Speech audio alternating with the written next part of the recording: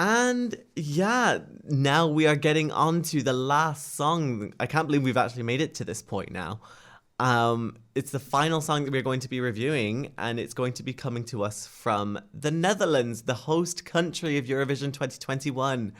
Uh, it will be represented by Jeangu Macrooy, who will be singing the song Birth of a New Age. And isn't this completely different from last year? Wow. Yes, for the final time, have a little listen to the song and then just see what we think about it.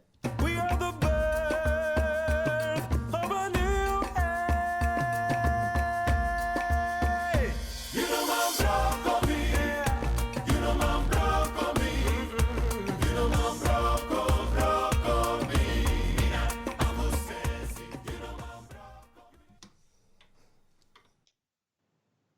This is probably the song that I think is being the most severely underrated by the fandom this year. This is currently in my top 10. I believe it's around my 7th or 8th place right now. And I just think this is such an incredible piece of music. I think this is so powerful. I think the lyrics are absolute mastery. I think they are just beautiful. And there is something so timely and so powerful. And this song fills me with a lot of hope and a lot of power. And I feel powerful listening to it. And this song isn't even written for me. This song has such a clear Black perspective.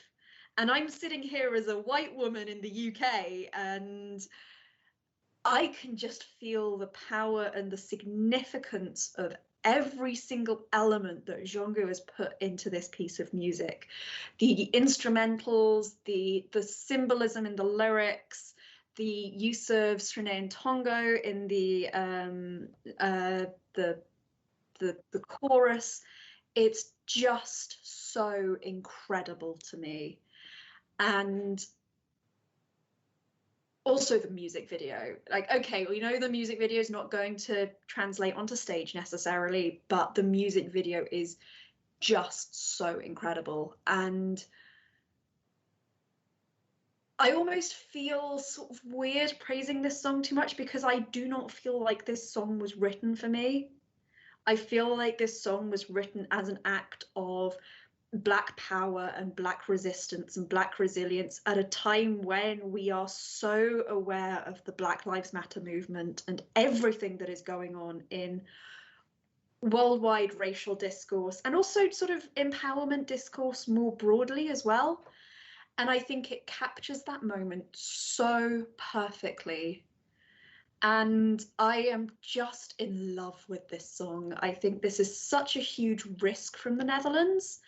And I am so worried that this is not going to get the appreciation that I think this really deserves. I'm really worried this might get taken as a joke entry, when that feels deeply uncomfortable to me as a concept. I know similar happened with Kano's entry in 2019, where it was like, it's the bald guy singing a funny song. It's like, no, this is something that is deeply culturally significant for people. And I really worry that people might not necessarily engage with it enough to get that. I really hope they do. I really hope people see just how powerful this is.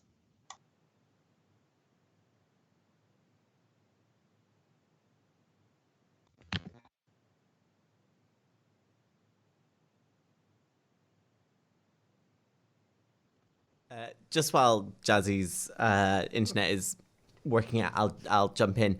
Yeah, You're on mute. I mean, oh wait. This is my laptop's driving me mad.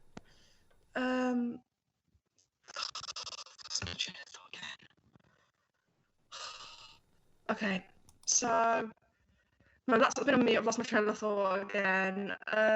So this song is quite powerful and impactful. I really enjoy it when I listen to it. I think it should do well. I think that they've taken the rule change and it's kind of they've kind of like really they've used the rule change and they've used the rule change to their advantage. And I'm getting really nervous. I'm just going to stop before I go over the 2 minutes. Sorry.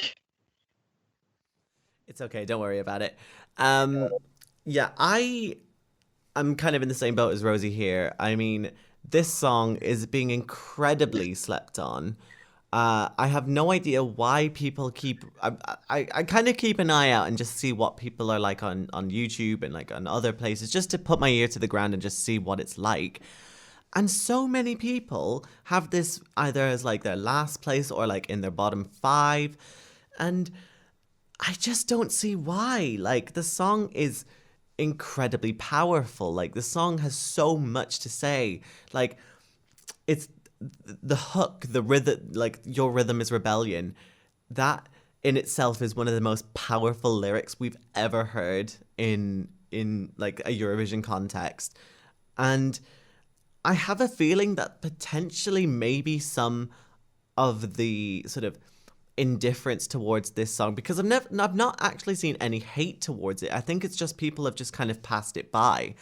But I think part of the reason for the indifference is just because maybe they feel like the song isn't necessarily for them, so it's not trying to access a wider market, because I mean, Europe is predominantly white, but of course there is a large sort of people of color percentage demographic across the whole of the continent. So maybe it's trying to, like, they feel like a little bit excluded from that, but even in that point, you can still apply this to the same idea. So I just don't know. I don't know why people are sleeping on this. Jeangu's voice is phenomenal in this. I think, you know, the African beats in the sort of breakdown bit that then get put into the final sort of chorus, the final rendition. I just think this is incredibly innovative. I think it's so just personal as well. And like, you know, this is his response to everything that has been going on in the wake of like Black Lives Matter, George Floyd, all of that kind of thing. And even just his perspective as as a person of color who's moved from Suriname to the Netherlands. And the fact that he's including the Surinamese Creole in there, I think is an amazing touch. And I absolutely hate it. I'm going to get a little bit sort of controversial here. I absolutely hate it when people and fans recognize that he's not saying the word broccoli, but they continue to make the jokes about it. That in itself just shows your cultural ignorance. And if you are literally, you know what's going on and you just still refuse to think, oh no, he's just singing a song about broccoli, you've completely missed the point. And like, why? I just don't understand why. So I am not looking forward to seeing how. I have a feeling potentially maybe Graham Norton could use this against like that whole vibe, but if he has any sense, he won't do that. But this is still a phenomenal host entry. I think it's one of my favorite host entries from the past sort of 10 years, including, you know, Au Jardin, Taken by a Stranger, When the Music Dies. There's a lot of, and I'm Yours as well, you know, like it fits into that caliber, and I think the Dutch should be really, really proud of it, and I don't see why this should get like in the bottom 5. I think this should get easily either a mid-table result or potentially towards the lower half, but I'm keeping my fingers crossed for the former because, you know, with a song like this, you need to have that. I think as well it's worth recognizing the context of this song in that Suriname is a former Dutch colony. Like, there is something deeply, intimately powerful and sort of I'm not quite sure of the right word to say. There's something very sort of intimately connected about Jeongu's own heritage and his own culture, almost in not necessarily in a way that's sort of critical, but it's definitely in that it's in the context of the fact that he's from a country that has faced the negative aspects of colonization, and then he's almost reclaiming that and representing that from the Dutch perspective, and he's representing the Netherlands as a country with this song that is, if not explicitly, then certainly implicitly within this politics of colonization. I think that's incredible. I think that is amazing.